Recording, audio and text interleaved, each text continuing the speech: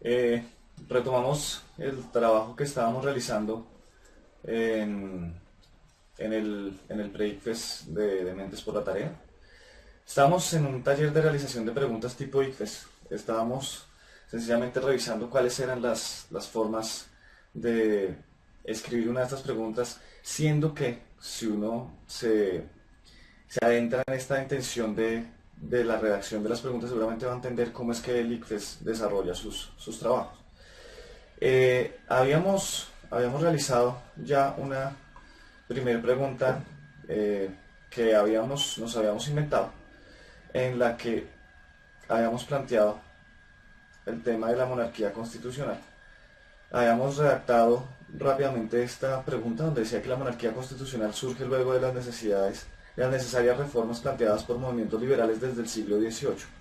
Así el rey deberá compartir el poder que anteriormente detentaba de manera absoluta con sectores sociales diferentes a su clase social monárquica. Ante dicha situación el monarca debería. La intención que teníamos en esta pregunta, para que lo recordemos, era que fuéramos capaces de hacer una pregunta propositiva que se aproximara al tema al poder de las organizaciones sociales. Y dentro de las opciones habíamos logrado escribir esto, en la que la opción D era la que queríamos, porque propone la solución más cercana a lo que en la realidad histórica había sucedido. Permitir la participación de diferentes sectores de la población sin que ello signifique su pérdida de protagonismo en el Estado.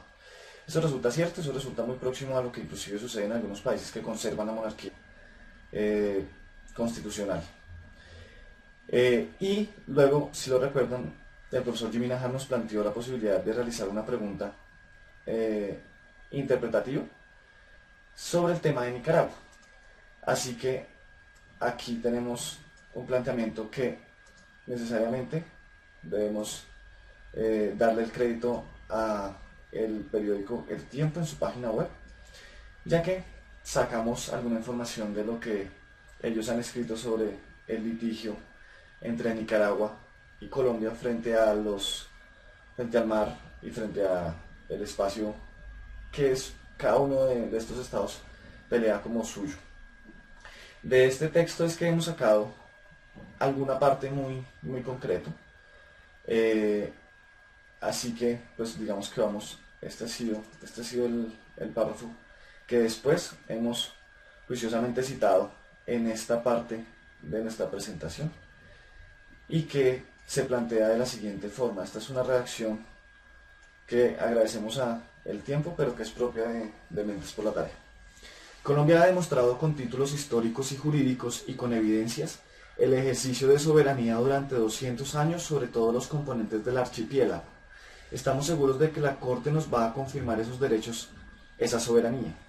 Había dicho la embajadora Sonia Perilla, quien hace parte del equipo de defensa nacional liderado por el ex canciller Julio Londoño Paredes, del periódico El Tiempo del 18 de noviembre del 2012. De la anterior información brindada por el diario El Tiempo se puede inferir que claramente aquí lo que intentamos es escribir eso, que quede en evidencia, que lo que queremos es que usted infiera, que usted interprete el texto que acaba de leer. Recuerde, Colombia ha mostrado con títulos históricos y jurídicos y con evidencia el ejercicio de soberanía durante 200 años sobre el componente del archipiélago.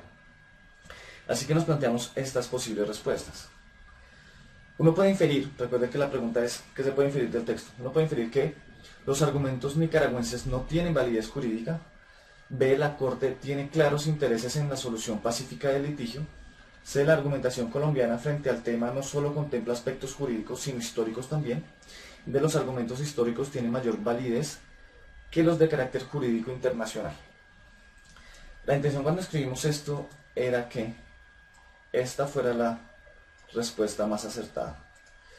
Los argumentos jurídicos nicaragüenses, los argumentos jurídicos que los nicaragüenses plantean no son necesariamente de una invalidez, porque pues por algo justamente ellos acuden a ellos conocen los estatutos legales que la Corte Internacional habrá de tener en cuenta. Por eso digamos que no sería válido y no sería justo inclusive con los hermanos nicaragüenses decir que no tienen validez jurídica en gran caso, porque pues por algo los están planteando.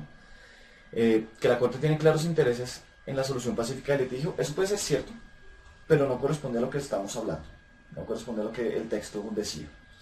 Si la argumentación colombiana frente al tema no solo contempla aspectos jurídicos, sino históricos también, de alguna forma usted revisa aquí y dice que ha demostrado con títulos históricos y con temas jurídicos la evidencia durante 200 años, es decir, que la historia y los elementos jurídicos se suman como parte del cuerpo del litigio de los colombianos, del Estado colombiano.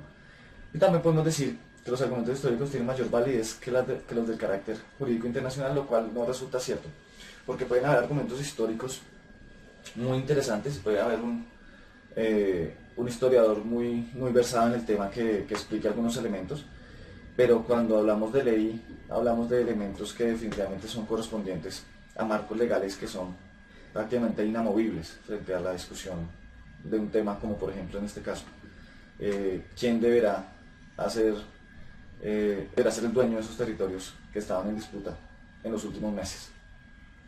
Básicamente esta era como la intención que teníamos de mostrarles cómo es que el ICFES podría llegar a pensar la forma de realizar preguntas de ciencias sociales y cómo es que usted podría empezar a pensar si son interpretativas, argumentativas, propositivas, qué tipo de componentes me están preguntando, si los del espacio y el territorio, es decir, elementos mucho más geográficos, si elementos de poder y organizaciones sociales además de economía, o si de pronto estamos hablando de historia y cultura.